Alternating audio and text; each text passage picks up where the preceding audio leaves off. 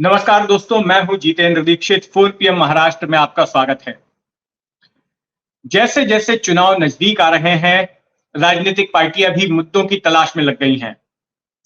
तमाम राजनीतिक पार्टियों को जरूरत होती है ऐसे मुद्दों की जिससे कि वो अपने विरोधी पार्टियों को घेर सकें और लोगों को अपने साथ जोड़ सकें। तो अगर महाराष्ट्र की बात करें तो महाराष्ट्र की जो विपक्षी पार्टियां हैं, कांग्रेस, शरद पवार वाली एनसीपी और उद्धव ठाकरे वाली शिवसेना, इनको हाल ही में राज्य की एकनाथ शिंदे सरकार को घेरने के लिए एक बड़ा मुद्दा मिल गया था। मुद्दा यह था कि सरकार ठेकेदारी पर भर्ती कर रही थी। सरकारी एजेंसियों के लिए ठेकों पर कर्मचारियों को लिया जा रहा था और इसका एक बड़ा मुद्दा बनाया इन तीनों ही पार्टियों ने शिंदे सरकार को घेरने के लिए।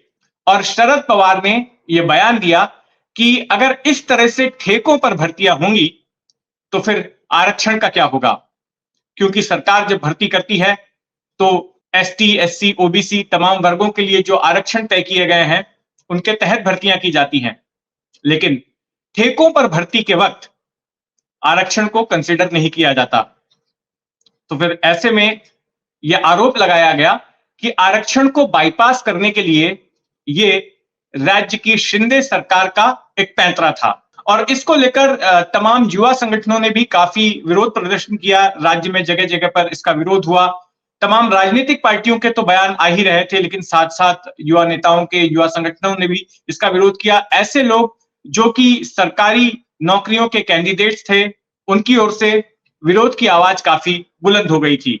अब चूंकि चुनाव नजदीक आ रहा है और ऐसे में युवाओं की नाराजगी सरकार झेल नहीं सकती, तो फिर बैठक बुलाई गई और बैठक में फैसला किया गया कि राज्य में जिन 9 एजेंसियों को ठेका दिया गया था सरकारी, अर्ध सरकारी एजेंसियों में काम के लिए भर्ती कराने की खातिर, जो एम्पैनलमेंट किए गए थे 9 कंपनियां, उनको, उस एम्पैनलमेंट को रद्द कर दिया जाएगा। और इनमें से एक कंपनी ऐसी भी थी जिसमें कि खुद बीजेपी के विधायक प्रसाद लाड स्टेक होल्डर थे, ये उनकी कंपनी भी थी।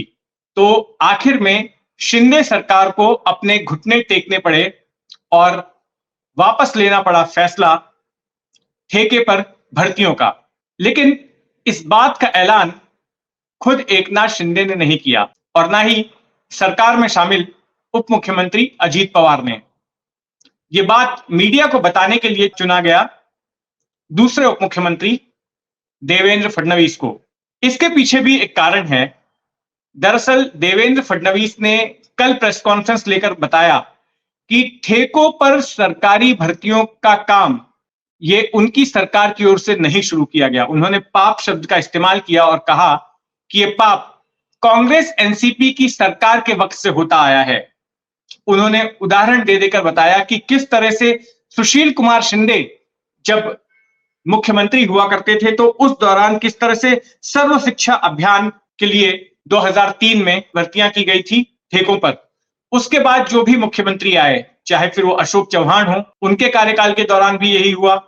पृथ्वीराज चौहान जो कांग्रेस के मुख्यमंत्री बने, उनके कार्यकाल के दौरान भी यही हुआ। और फिर साल 2019 में जब महाविकास आघाड़ी की सरकार आई और जब उद्धव ठाकरे मुख्यमंत्री बने, तो उस वक्त भी उनकी ओर से दस्तखत किए गए ठेकों पर सरकारी भर्तियां करने के लिए। तो उनका कहना था कि ये इस सरकार की ओर से लाया गया कोई प्रस्ताव नहीं था कि ठेकों पर भर्तियां की जाए, ये पिछली सरकार के कारनामे थे। और खुद फडणवीस का यह कहना था कि जब कैबिनेट में बात सामने आई तो उन्होंने देखा कि कई ऐसी कंपनियां हैं जो 25% ज्यादा मुनाफा ले रही हैं और जिससे सरकार को नुकसान पहुंच रहा है। तो उन्होंने खुद ही इस पर आपत्ति जताई थी और आखिर में फडणवीस ने यह कहा कि पिछली सरकारों के किए गए पाप को हमें नहीं झेलना है और हम ठेकों पर सरकारी भर्तियों को बंद कर रहे हैं।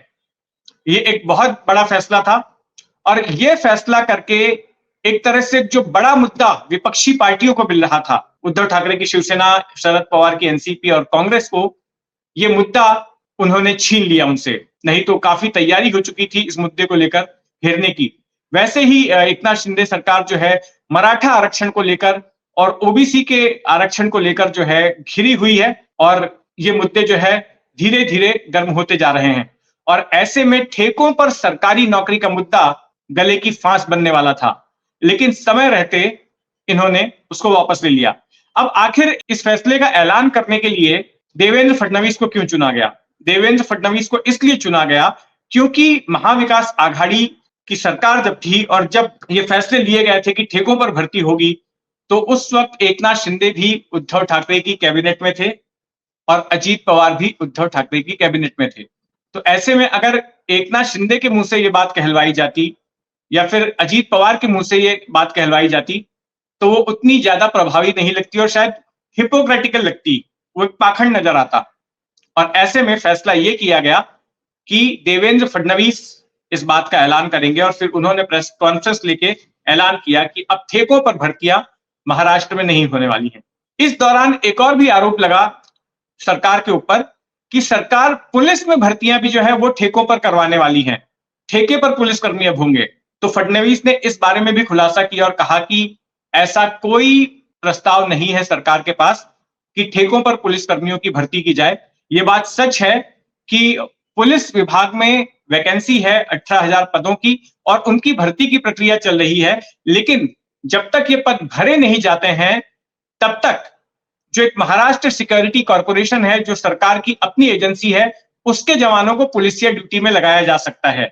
तो ये बात उन्होंने कही, लेकिन उन्होंने इस बात को कोरी अफवाह बताया, इसको गलत बताया कि ठेकों पर पुलिसकर्मियों की भर्ती होगी। तो एक मुद्दा तो छीन लिया गया महाविकास आघाड़ी के पास से एकनाथ शिंदे की सरकार को घेरने का, लेकिन जैसे जैसे चुनाव नजदीक आएंगे वैसे वैसे कई मुद्दे भी सामने आते जाएंगे और हम देखेंगे कि कैसे इन मुद्दों को लेकर सत्ता पक्ष और विपक्ष में टकराव होता है। हमारी नजर उस पर बनी रहेगी और आप भी बने रहें 4 PM महाराष्ट्र पर। धन्यवाद।